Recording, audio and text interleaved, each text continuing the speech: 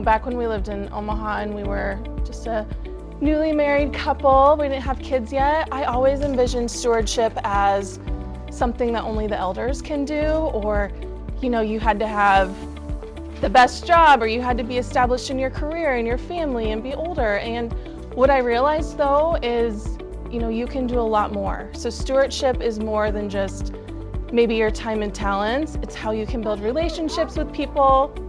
It's how you can volunteer. It's how you interact with each other and build your family unit, all for, the glory of God and for His purpose. The other thing with stewardship is we were under a load of student loan debt. I went to therapy school. We chose for me to go to therapy school early on, and we knew the sacrifices we were going to have to make. But in that, we realized that we wouldn't be able to give our kids the lifestyle that we would want for them. We wouldn't be able to give to the church and to support other offerings the way we wanted to under that debt. And so we sacrificed a lot. We actually went through financial peace when we were engaged, and it really hit home when we started paying for daycare. But through that process, what we were able to do is to give back more. Being debt-free is a huge burden off of our chest, and it's not only given us the opportunity to raise our kids and to not be so limited financially, but also to give to the church. It's given me more time to donate for volunteer opportunities. Yeah, it's freeing when you're able to give, or stewardship and service. Stewardship is always, to me, managing God's money or your talents or the gifts that God gives you is it's all about the management of it and giving back. One thing Chad's really big on, even though when he doesn't say it, is leaving a legacy for his family. And you may look at us as, I would hope that we're a younger couple, almost 40, but we're able to start thinking about the legacy that we're going to leave not only for our kids, but for our community and especially for our church. If we can instill those values of stewardship at an early age for our kids, hopefully that's a legacy that they'll be able to pass on. I think one thing in terms of our legacy was just how we were going to raise our kids. It's really hard.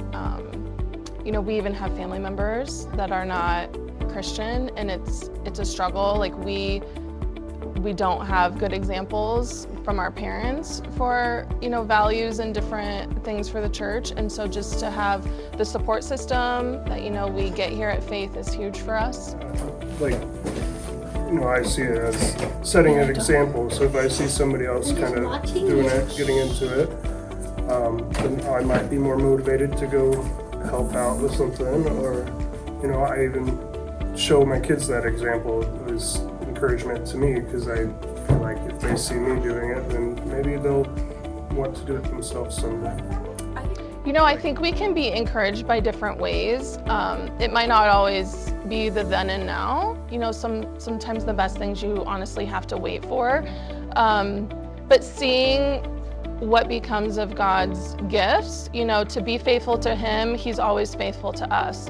So if we can be faithful in our donations, our time, our talents, our relationships that we can build with other parishioners here.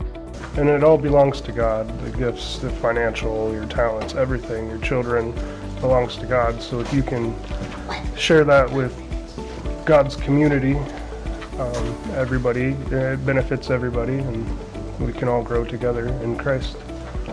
I think there's no bigger encouragement than to hear your kids, love Jesus. Our 4-year-old, she just has such a joyful spirit, and when she comes home from school, she always has awesome things to say. And just to hear their love for Jesus is really a motivation for us. When you think about tithing and you're like, oh my gosh, is this the right choice for our family? But when you see, what difference that the church makes in our kids' lives, it's huge. Is it worth it? Of course it's worth it. At the end of your life, it's just gonna be you and God. There's nobody grading you. It's judgment day, and did you give of your time and talents for the glory of God and for His purpose?